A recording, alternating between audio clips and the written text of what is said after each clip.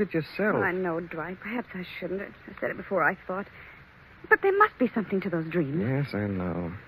You got me guessing.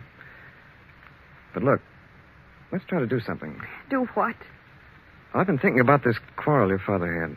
He won't tell us the man's name, but maybe we can find out. How? Through your father's secretary. The quarrel took place in his office, you know. Oh, yes. Miss Edwards might know about it. Well, shall we get down and see her? But look, let's not tell her what we want the information for. The less we say about this situation, the better. We'll give her some other reason. Yes. Get your coat and hat on, honey. We'll get out of my car.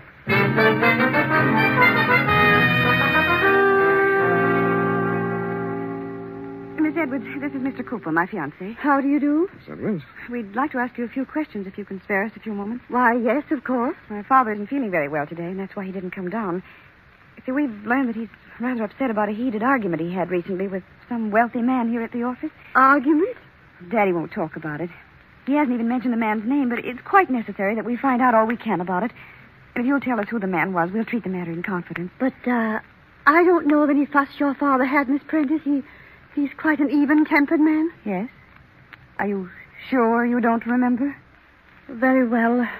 There was an argument. I couldn't hear what was being said. They were in your father's private office, but I did hear your father talking quite angrily with Mr. Reeves. Who's he? Milton Reeves. He's been in several big deals with Mr. Prentice. Oh. Couldn't you hear anything that was being said? No, just their loud voices. Mr. Reeves was angry, too, but I really couldn't make out what they said. No? Well, at any rate, we've got something to go on, Eva. Yes. I think we'd better have a talk with Mr. Reeves. Thank you, Miss Edwards. You won't tell Mr. Prentice that I said anything, will you? Or Mr. Reeves either? Oh, no. You can depend on that.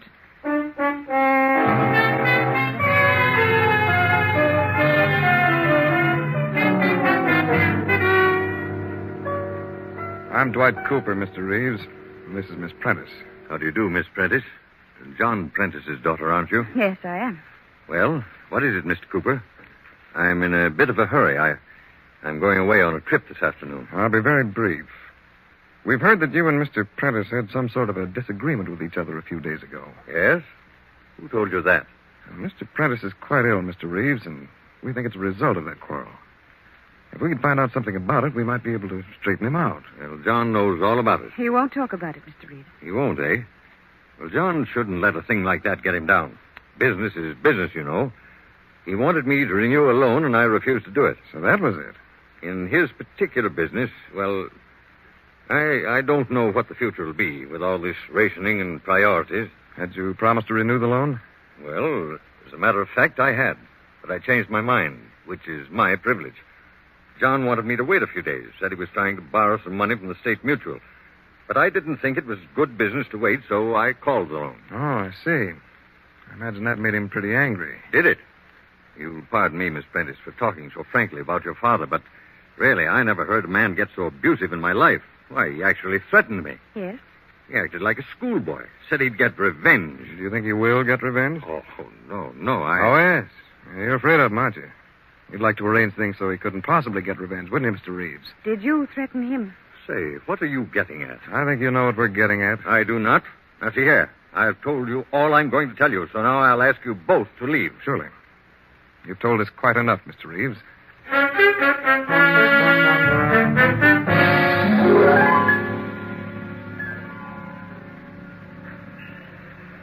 Dwight, hadn't we better go to the police station and tell Captain Arnold? No, darling, not yet.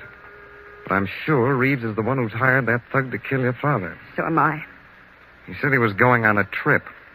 He wants to be out of the way when it happens, so he won't be suspected. Of course. Then why shouldn't we have him arrested? I'd like to get more evidence first. I want to find out more about that loan. Who do you think could tell me? Well, Mr. McAdams ought to be able to tell you. He's the treasurer of Daddy's firm. All right, I'll go see him. Look, honey, suppose you take a taxi and go on home. See how things are getting along. Oh, Dwight, Please, honey, I may have to do some running around. Look, don't tell your father about this. Oh, no. All right, Dwight. But don't be gone too long. I won't tell him.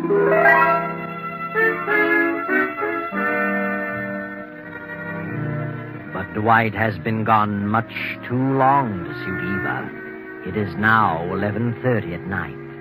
Eva and her mother have become increasingly nervous as the clock ticks off the seconds, bringing the time closer and closer to midnight, John's last moment on Earth. Oh, for heaven's sakes, Dwight, where have you been? We've been worried to death. Well, one thing led to another. McAdams had gone out in the country, but I finally caught up with him. Have you told the police about Mr. Reeves? No, I haven't. Where's Mr. Prentice? In the library. Oh, he's in a terrible state of mind, Dwight. He's got the door locked. He told the policeman to stand outside his window. Listen.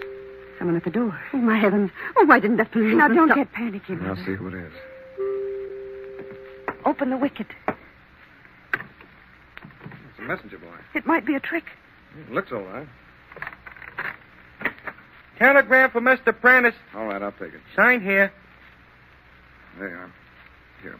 Oh, thanks, mister. I wonder who'd be... Mrs. Prentice, have I your permission to open this message? For certain reasons, I'd like to see who it's from. Why, yes, Dwight. Go ahead. What is it, Dwight? It's important. Very important. I've got to show it to your father right away. Mr. Prentice, open up. It's Dwight. Mr. Prentice. It's all right, Daddy. Unlock the door. Dwight's got a telegram for you. Why doesn't he answer? We'll go outside and look through the window. The officer's out there. Come on.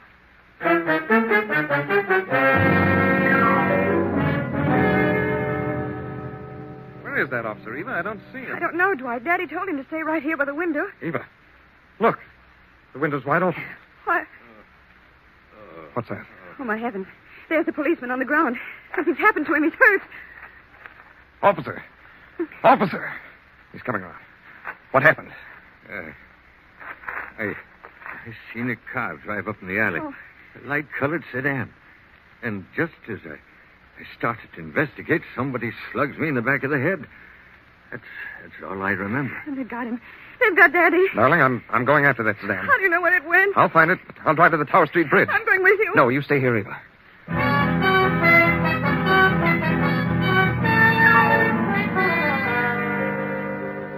And why does Dwight think he'll find the light-colored sedan at the Tower Street Bridge? Is it because Mr. Prentice saw that bridge in his dream? Or is there another reason? A reason known only to Dwight? But Eva can't wait, and so a moment later, another car speeds toward the bridge. The policeman's car. The officer is at the wheel, and Eva and Clara are by his side. Oh, officer, can't you go faster? I'm driving as fast as I can, Miss Prentice. Say, I better put in a radio call to headquarters and have them send a squad car to the other side of that bridge. No telling what we'll run into there.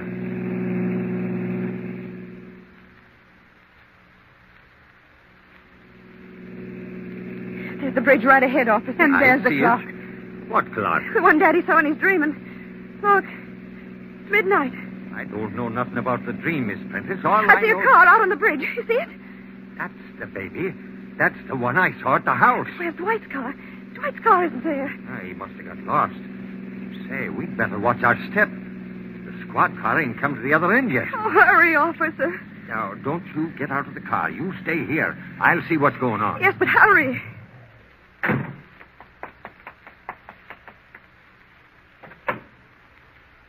All right, Miss Prentice.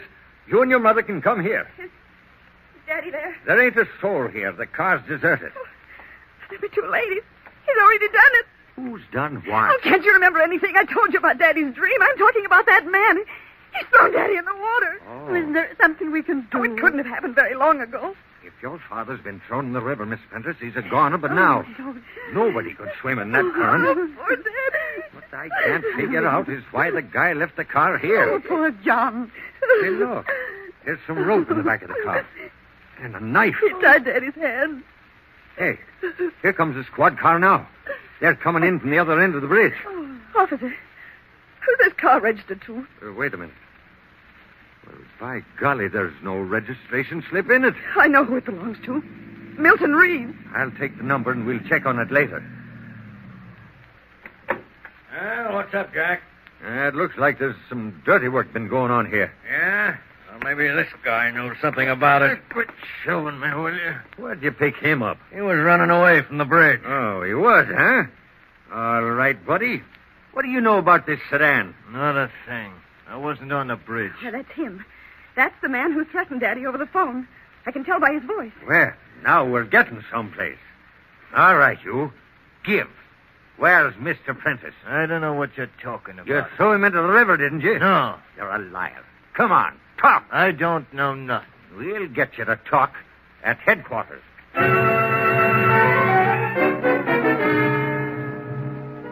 A few minutes later, the river's being dragged for Prentice's body. But what has become of Dwight? He hasn't been seen since he drove away toward the bridge. The two heartbroken women return home to wait for the sad news.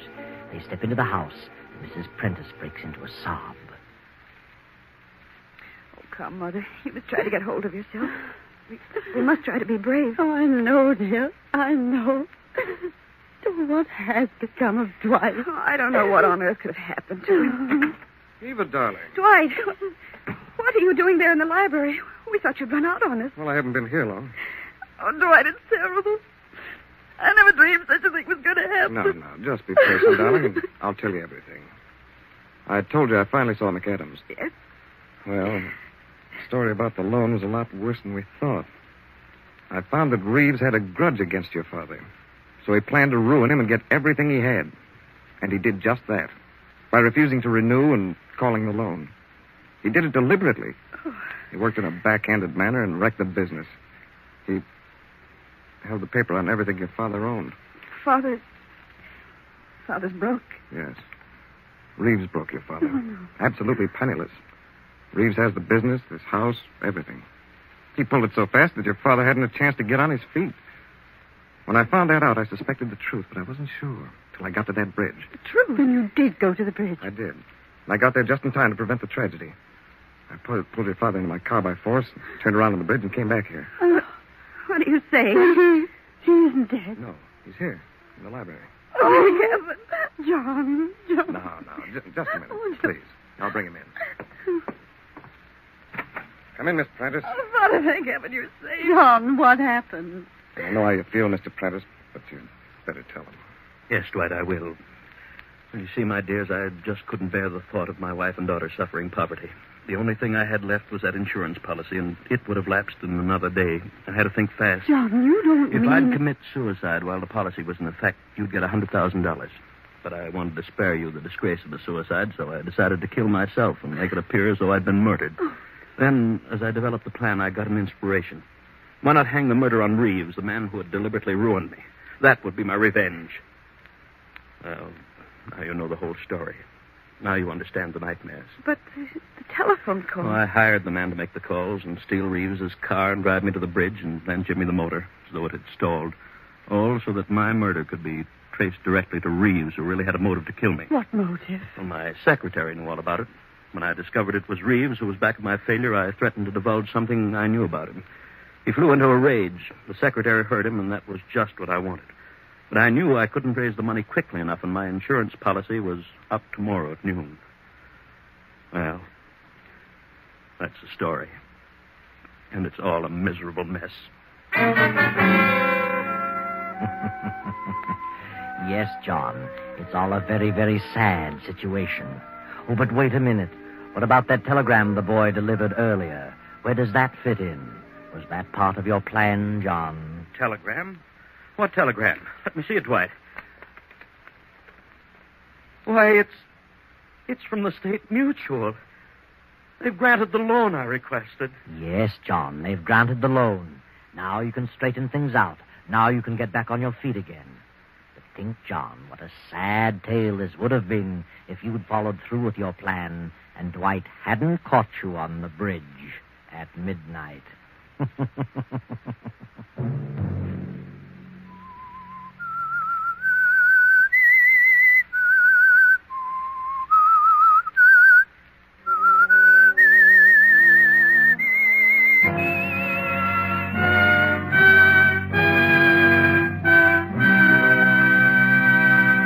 CBS has presented The Whistler.